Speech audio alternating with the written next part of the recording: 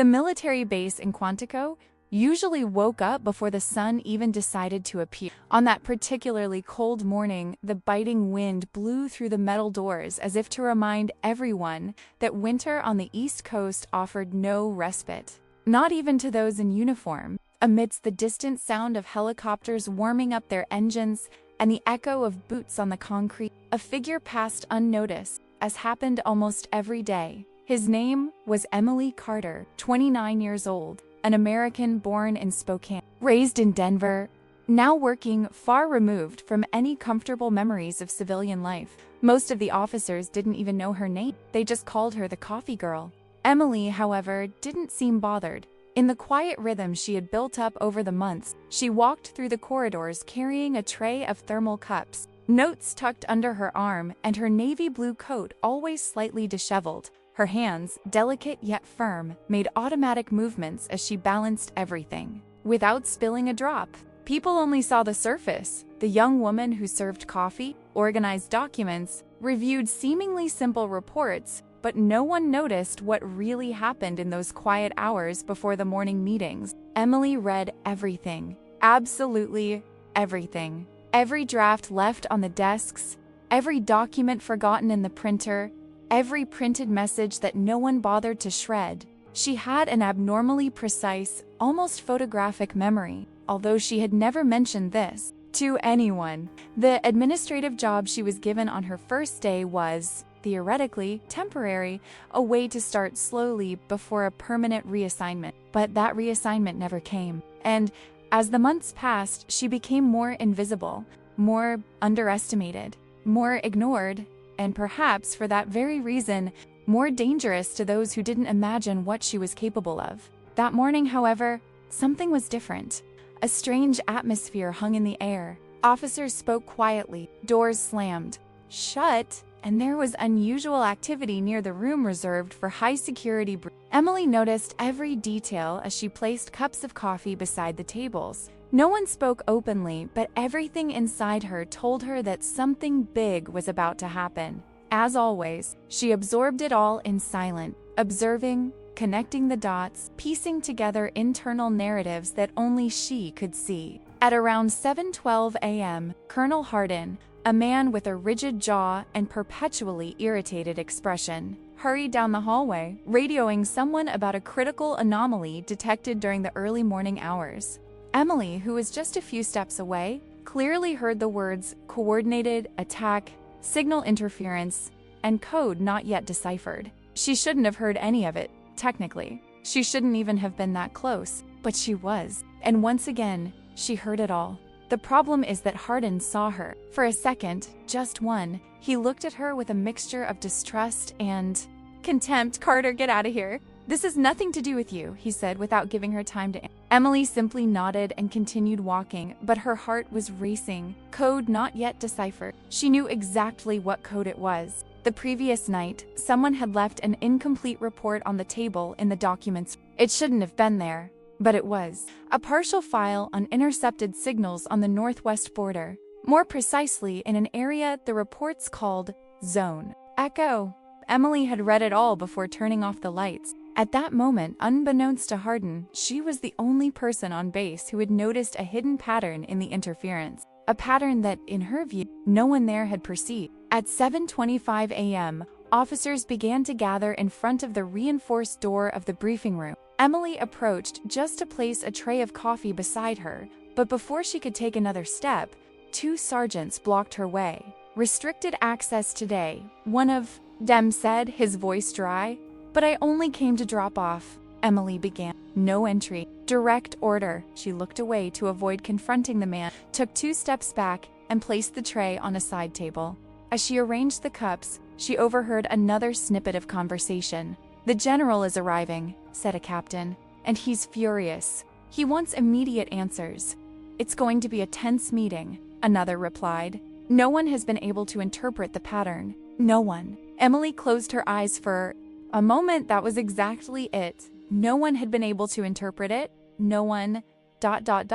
except her. But that didn't matter. They wouldn't listen. She was just the coffee girl, the shadow in the hallways, the silent, disposable piece of the base. At 7:31 a.m., the sound of a military vehicle's engine echoed outside. It was him, General William Ross, known for his rigid demeanor, harsh assessments, and zero tolerance for incompetence. The doors swung open as he entered the main wing. His presence commanded immediate respect, and even the most experienced officers straightened their backs. Ross walked confidently toward the briefing room. When he was just a few meters away, Hardin approached to explain the situation. "General, we detected a series of signal interferences during the early morning hours. We are still trying?" Ross interrupted. "I received reports from 2 other bases saying you've been dealing with this since last night. Where are the results?" Hardin swallowed hard, trying to formulate a suitable response. Emily watched everything from afar, without raising her head, just listening while pretending to check labels on the sugar packet. The general glanced quickly at the faces around him and seemed frustrated. "Very well," Ross said. "I want everyone inside now. This can't wait." Officers began to enter the room, but before the door closed, the general did something unexpected. He looked at the side table where the tray was and asked, "Where is the girl from? The coffee shop?" The question echoed down the hallway, making Hardin visibly uncomfortable. "General, with all due respect, she doesn't have authorization to—" "I didn't ask about authorization," Ross interrupted. "I asked where she is." In complete silence, everyone looked towards Emily. She approached, still confused, her heart pounding in her chest. "Sir, I am here," he said in a low voice. The general stared at her for a few seconds, like someone assessing a crucial piece of information that the rest of the team forgot to notice. "I need her in there," he declared. The officers exchanged perplexed glances. Hardin tried to protest. "General, she only serves. I know exactly what she does," Ross said firmly. "And that's precisely why I want her in there. Bring her in." The entire hallway hung in a silence that seemed to vibrate in the air. Emily felt her legs almost give way, but she took a deep breath and walked to the door, passing the sergeants who had stopped her minutes before. They didn't even dare to look directly at her. As soon as he entered the room, he sensed an atmosphere more tense than usual. Monitors displayed maps, frequency waves, numerical sequences, and monitoring logs. Officers spoke quietly, exchanging apprehensive glances as they awaited the general's orders. Ross sat at the head of the table, and everyone else did the same. "I want to be direct," he said. "We're facing a pattern of interference that, according to all reports, no one has been able to interpret. However, I received some information yesterday that intrigued me. Someone from the administrative team noticed a possible repetition in the signals, a possible key. And this information came from," he looked at Emily, "the coffee girl." The murmur that spread through the room was immediate. Hardin looked like he'd swallowed a stone. "Sir," Emily said carefully, "I only noticed a few repetitions when I was organizing the reports. I thought it was just a coincidence." "There are no coincidences in war," Ross replied. "Show us what you saw." Emily stood up, approached the monitor, and with a calmness she didn't even know she possessed, began to explain the hidden pattern in the interference. She pointed to sequences that repeated at specific times, indicated how the numbers connected, and revealed a symmetry that no one had noticed there. Gradually, previously skeptical faces began to change. The entire room began to follow her attentively, noting every word. Ross watched her as if he had finally found the missing piece. "This changes everything," he said after a few minutes. "This pattern isn't random. It's intentional. They're trying to test our response. And from what I see, you noticed it before any analyst." Nobody breathed. "Sir," Hardin said, trying to regain authority. "With all due respect, she has no training to." "It seems she saw what you didn't," Ross replied curtly. "Training is no substitute for keen eyes." From that moment on, Emily's presence was no longer tolerated. It became necessary. She was invited, indeed, summoned to remain in the room while they analyzed the next intercepted transmissions. Every suggestion she made was considered. Every detail she mentioned was discussed. Her mind seemed to work at a superior speed, connecting dots that the others would never have imagined. At 9:03 a.m., the general called her aside. "Carter, I'll be straight with you. I spent the night reading reports, analyzing your file, and listening to comments from various departments. Some say you're wasted. Others didn't even know you existed. but nobody mentioned your real potential.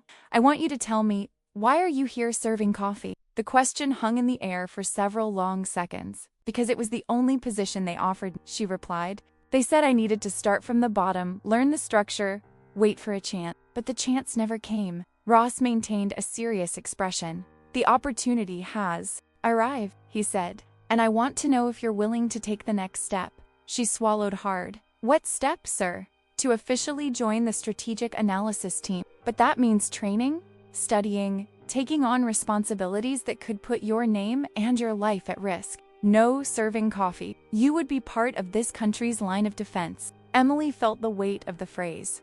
For a moment, everything inside her seemed to crumble. Memories of past failures, of closed doors, of people who never believed in her. But she also felt something stronger, impulse that echoed from her childhood. From the days she took apart old radios just to understand their internal circuits. From the nights she stayed awake observing patterns of stars in the sky as if they were secret codes waiting to be read. Sir, she said firmly, I accept. The general nodded. So get ready. Today will be the first day of the rest of your career. The morning passed with intense discussions. With Emily's help, they discovered that the interference pattern was actually a temporal map. Each pulse corresponded to a geographical position, indicating possible test points to probe defensive vulnerability. If they hadn't realized this in time, they could have lost precious hours, perhaps days before understanding the attack.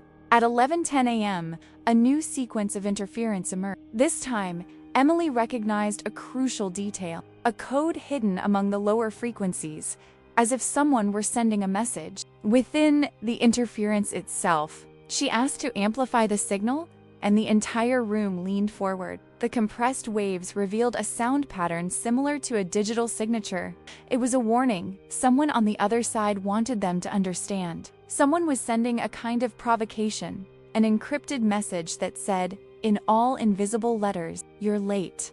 That sent chills down everyone's spine. Ross looked at her. Carter, what does this mean? Emily took a deep breath. That means they know. We're trying to decode it, and they want to speed up the response or intimidate us. And do you think we're going to fall for that? The general asked, his gaze fixed. No, she replied. Not now that we know where to look. Ross smiled slightly, which was rare. Excellent. Over the following hours, Emily demonstrated not only technical skill, but also impressive intuition. She could predict where the next pulse would occur, anticipate variations in the codes, and suggest counter-tactics that no experienced analyst had thought of. The entire room came to trust her, and even Hardin, visibly reluctant, began to heed her observation. At 2:22 p.m., something unexpected happened. While analyzing the latest data, Emily noticed a drastic change in the pattern.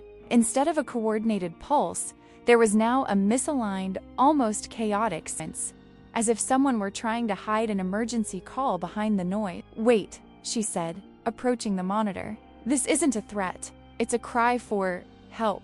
Everyone fell silent. Ross stood up immediately. Carter explained. The previous pattern was structured, cold, calculated, she said, but this one isn't.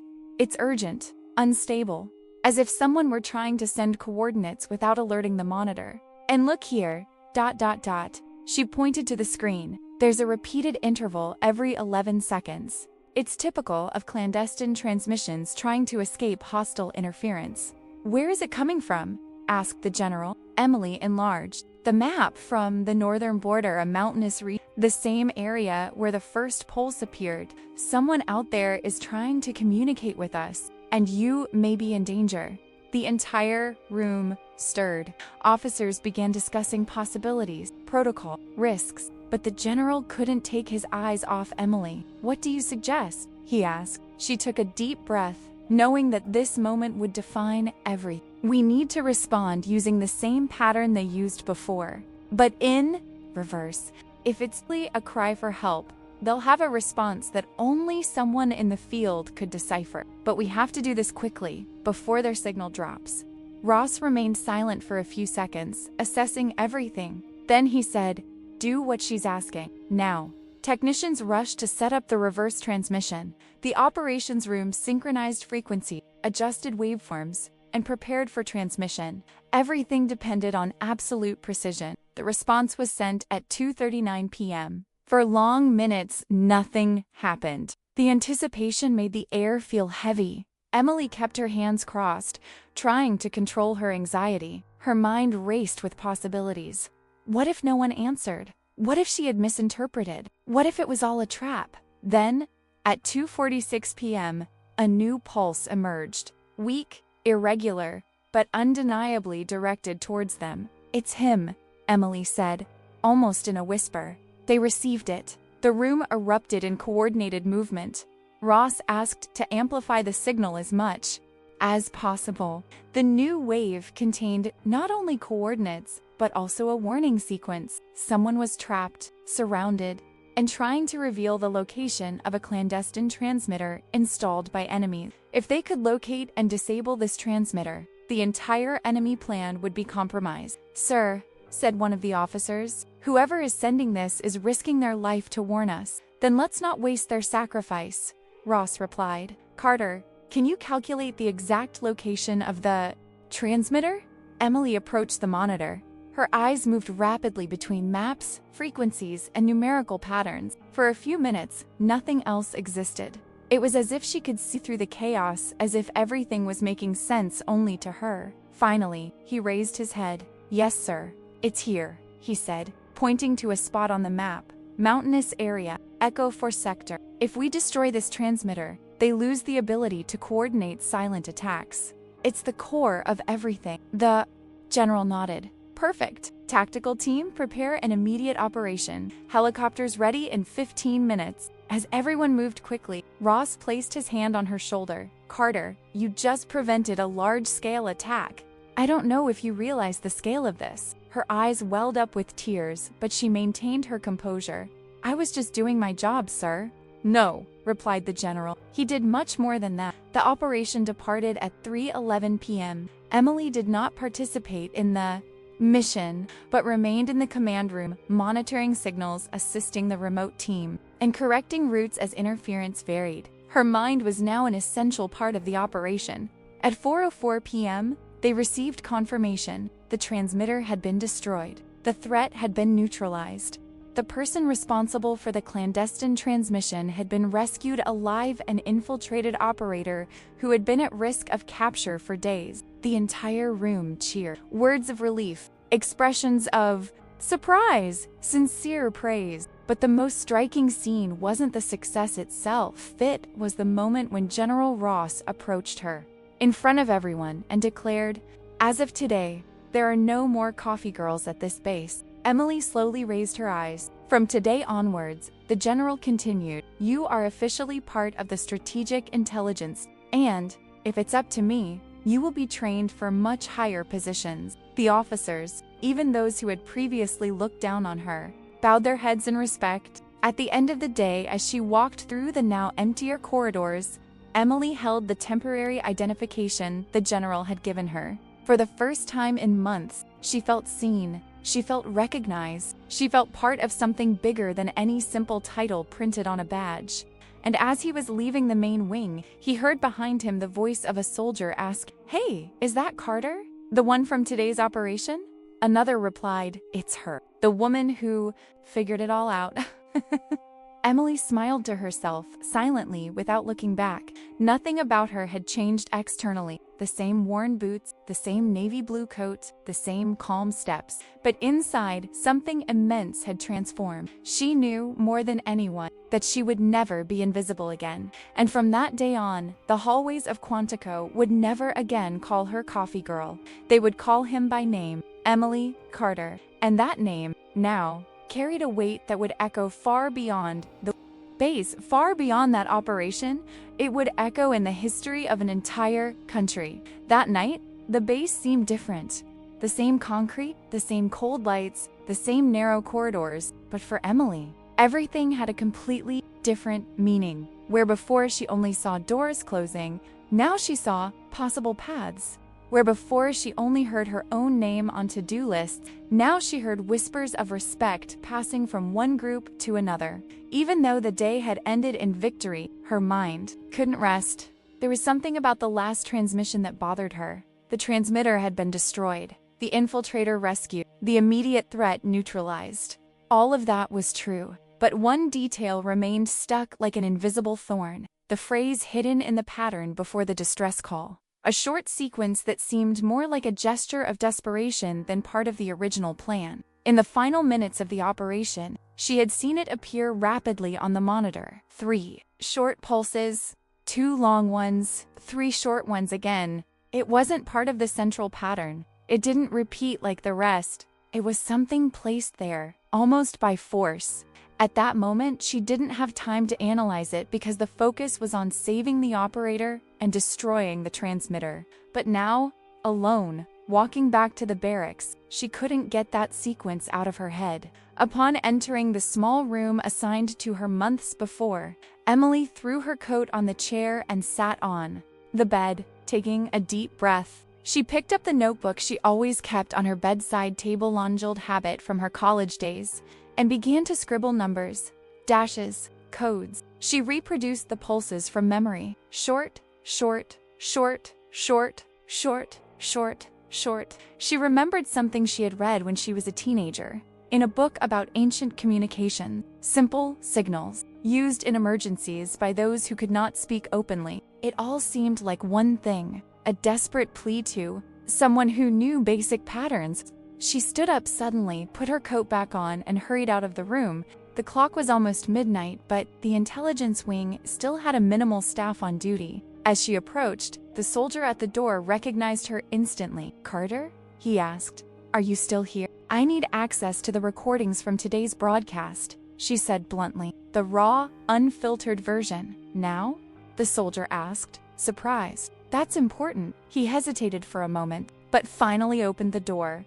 Inside the room, 2 analysts worked silently, monitoring screens with stable signal. When Emily entered, one of them raised his eyebrows. "You again?" he commented, but without irony. "I thought I'd already saved the day enough." "Not yet," she replied. "I need to review the recording of the last broadcast. The final part. Is it possible to download it?" The analyst shrugged. "If the general approved you being here, I'm not going to argue. Tell me the schedule." "I need the window between 4:01 p.m. and 4:05 p.m. without automatic filters. I want the raw signal as it was captured." He typed a few commands and the history began to appear on the screen. The frequency waves danced like irregular lines, rising and falling with varying intensity. Emily approached, leaning slightly. "There," he said, pointing. "Pause at this point. Widen the distance between these 2 peaks." The analyst did as she asked. The close-up image clearly showed 3 short pulses, 2 long pulses, and 3 short pulses, exactly as she remembered. "Did you see that?" Emily asked. "I hear a different noise. But what's so special about it?" "It's not noise.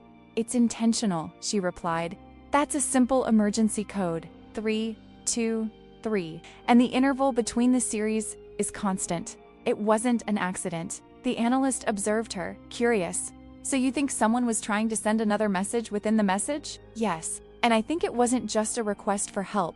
It was something more specific. Maybe a clue about something else." She asked to export that excerpt and took it to a free workstation. She stayed there for long minutes, translating the time of each pulse into marks, dividing it into blocks, trying to match it with everything she knew about signals used in risky situations, improvised codes in the field, and minimal patterns that could go unnoticed by automated systems. A short time later, he heard firm footsteps behind him. "I should have known I'd find you here," said a familiar voice. She turned around. It was General Ross. He was wearing the same uniform as hours before, but his gaze clearly showed accumulated sleepless nights. "Sir," said Emily, standing up immediately. "Go ahead, Carter," he replied. "What's keeping you awake at this hour?" She hesitated, but decided to get straight to the point. "Sir, there's a section in the last transmission that wasn't analyzed. It's small, but consistent. It's not noise. I think someone was trying to say something more." Ross didn't seem surprised.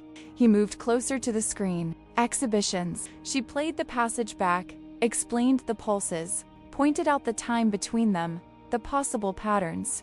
The general listened to everything in silence. When she finished, he crossed his arms. "And what's your hypothesis?" he asked. Emily took a deep breath. "I think there's another installation, something that wasn't destroyed today. This sequence might be a quick attempt to indicate that the eliminated transmitter was just part of a larger network, and that the real core is somewhere else." The general's eyes narrowed. "Do you have sufficient basis for that conclusion?"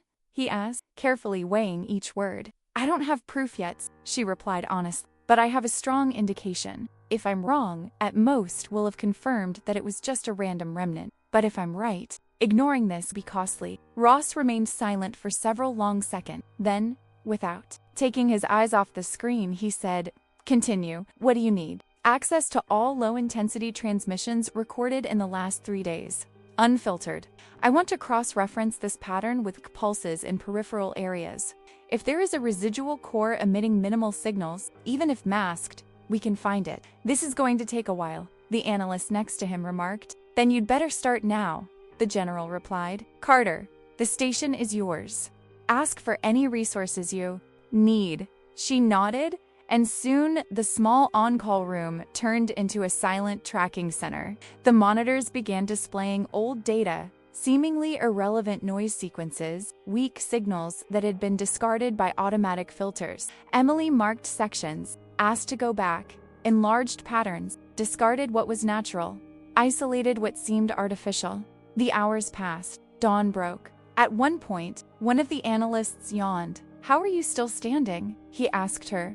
"It's almost 4 in the morning." Emily didn't answer. Her eyes were fixed on a point on the map that had just appeared. "Here," he said finally. "Go back to this record. 2 nights ago. Sector Charlie 7.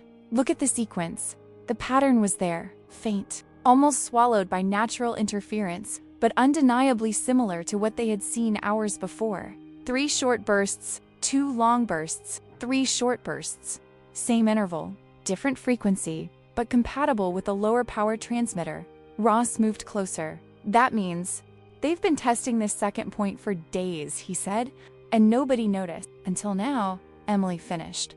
She asked to extract all occurrences of that pattern in recent days, cross-referencing them with the geographic coordinates and time of each emission. Gradually, an image began to form. The points seemed chaotic at first, but when connected, they drew a curved line converging on a specific sector, a remote area with no declared facilities, supposedly uninhabited. "They're masking the origin," Emily explained. "They send weak signals that seem to come from random locations, but in reality, they're just reflecting the true point. It's like putting mirrors around a light source, making you look at the reflections and forget about the lamp." "And which lamp is it?" Ross asked. She zoomed in as far as possible on the map. A dot appeared, small, isolated, inconspicuous. "Here," he replied. "Delta 3 sector. If there's a secondary core, it's hidden within this radius." The general remained silent for a moment, staring at the screen as if trying to see beyond it. "You are aware," he then said, "that if this is true, we haven't destroyed the heart of the system. Just an arm." Emily nodded. "I know, sir. And are you aware that if this turns out to be a false lead, we'll be mobilizing expensive resources to chase a ghost?" "I know too," she replied. "But looking at all this, it doesn't look like a ghost." Ross took a deep breath, like someone making a difficult decision. "Very well," he said. "I'll put together a preliminary report based on what you found and send it to Central Command today. But before that, I want you to do something for me." "What, sir?" "Document every step of your reason, not just the result. I want everything. Timings, intersection, discards. If anyone questions it, I want to show not only what you concluded, but how you got there. Understood?" "Yes, sir." He turned to leave, but stopped at the door. "Ah, E. Carter? Sir? When this story gets out, you'll be much more than just the woman who figured it all out. Be prepared for that." She didn't know exactly what preparing for this meant, but those words kept echoing in her mind. At dawn, the base awoke again once more before the sun. Only this time, Emily wasn't carrying a coffee tray. She sat at a metal table, a growing pile of reports in front of her, writing, revising, organizing data. Her pen moved steadily across the paper. She was no longer on the sidelines of history, now she was helping to write it. Hours later, she was summoned to the general's office. When she entered, she realized that not only Ross and Hardin were there, but also two high-ranking officers from another unit, with insignia indicating a connection to higher command. "Carter, take a seat," said the general. She obeyed, maintaining an upright posture. One of the officers watched her for a few seconds. "So it's you," he said, "the one responsible for all this noise." Emily couldn't tell if that was criticism or praise. "Sir, I only did what I thought was right. It's precisely that only that interests us," he replied. "We received General Ross's report, with his calculations, his maps, his hypotheses. It's solid, impressively solid. Now, we want to hear from you in your own words. Why are you so convinced that there is a second nucleus?" She explained calmly, without exaggeration, without dramatization. She spoke of patterns, of repeated sequences, of geographical convergence. She spoke of mirrors, of signal curves, of discrepancies that, to inattentive eyes, would seem irrelevant, but which, added together, pointed to something that could not be ignored. And, while she spoke, she realized that the entire room was in absolute silence.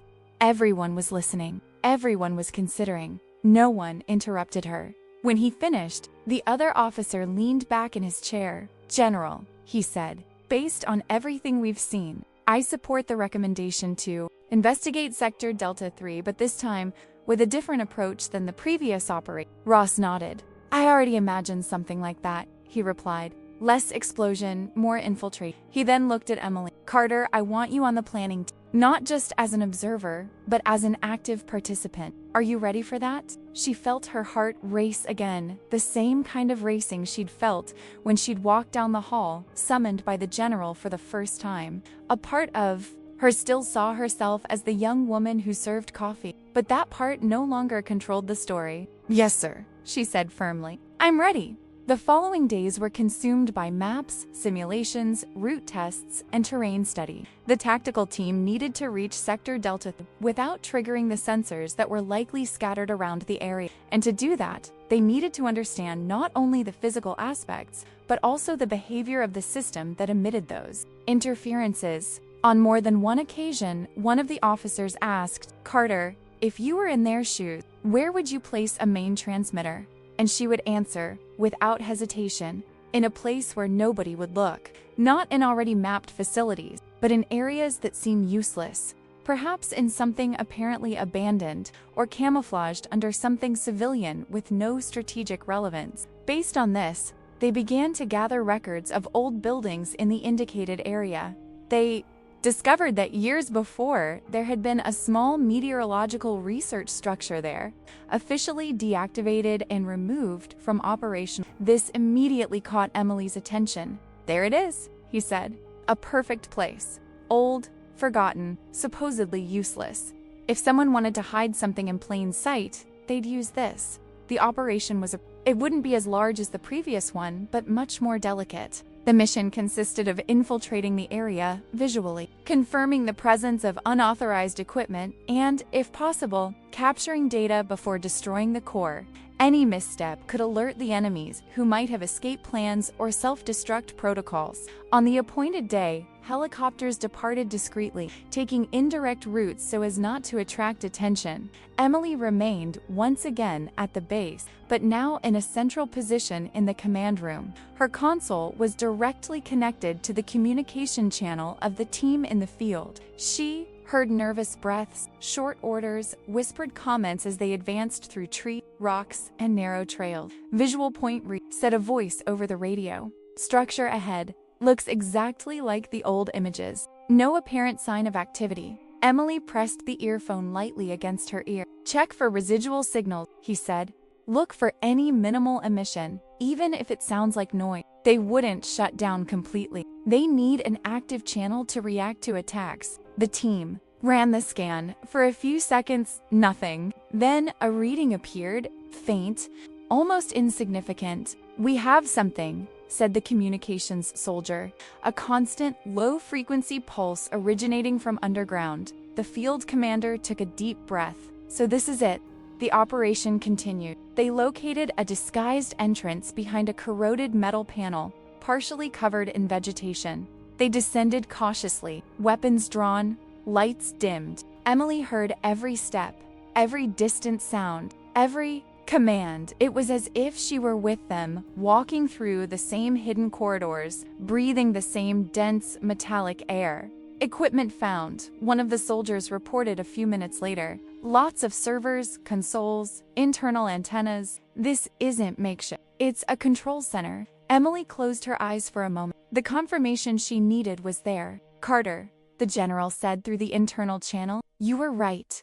She didn't answer. She didn't need to. The team initiated the data capture procedure. They copied logs, emission patterns, signal destinations. It was a race against time. Any external attempt to activate a Plan B could compromise everything. Finally, after extracting as much as possible, the commander in the field gave the order to destroy. When the core was deactivated and the equipment began to be rendered unusable, the interference reading at the base dropped abruptly. The monitors in front of Emily showed the signal lines plummeting until they stabilized at normal levels. What had once been a complex network was now silence, a different kind of silence, a safe silence. When the team returned hours later, the entire base seemed to breathe a sigh of relief. The debriefing report confirmed the clandestine installation was sophisticated, old, and had likely been operating for much longer than anyone had imagined. The destruction of that core represented not only the neutralization of a specific threat,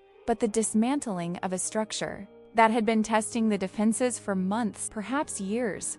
And it had all started with a seemingly insignificant sequence hidden at the end of a transmission. 3 short pulses, 2 long ones, 3 short ones. Something anyone else could have missed. But Emily didn't ignore it. That night, as she walked back through the corridors of Quantico, she overheard hushed conversation. Did she identify the second nucleus? Yes. They say it was because of a tiny sign that nobody saw. And to think that until last week I asked her to bring extra sugar for my coffee, ... Some glances met hers. They were no longer glances that passed through her, as if she were They were glances that recognized, that measured her, that in many cases admired her. The next day, General Ross called her into his office once more. When she entered, she found an envelope with her name on it on the table. "This is for you," he said. She picked up the envelope, carefully opened it, and saw an official document. In clear letters, it read of a proposal for promotion and transfer of duties, with formal inclusion in the Advanced Intelligence Division. Below were signatures of high-ranking officers she never imagined she would see together. "Sir, ... double quote," she began, not knowing exactly what to say. "Carter," Ross interrupted, with a slight smile. "This isn't a favor. It's the least you could do. You've proven in just a few days what many haven't been able to achieve in years, and you're only just beginning." She took a deep breath, feeling the weight and privilege of that moment. "Thank you, sir." "Don't thank me," he replied. "Just keep seeing what others don't see." Emily left the room with the document in her hands and a new certainty in her heart. The world outside would continue to be dangerous, unpredictable, full of hidden codes and silent threats. There would be new transmissions, new patterns, new traps. But now, she knew she had a place at the table. No longer as a shadow, no longer as an invisible piece, but as a central mind in a silent war waged on the wires, on the waves, on the screens. The corridors of Quantico would continue to be filled with hurried footsteps, firm voices, and urgent orders. Life on the base wouldn't get any easier. But from then on, whenever someone mentioned the coffee girl, it wouldn't be to belittle her, but rather to tell the story of how a woman, underestimated by almost everyone, turned the tables when the country needed her most. And every time the general passed through the briefing room and someone came to announce the start of an important meeting, he would no longer ask for the coffee girl. I would ask, "Where is Carter?" Because for him and now for many others, there was no longer a critical meeting, no complex code, no veiled threat that could be faced without the presence of that mind, which, one day, began its journey serving ... I liked coffee. but I always knew, quietly, that I could serve the country in a much greater way.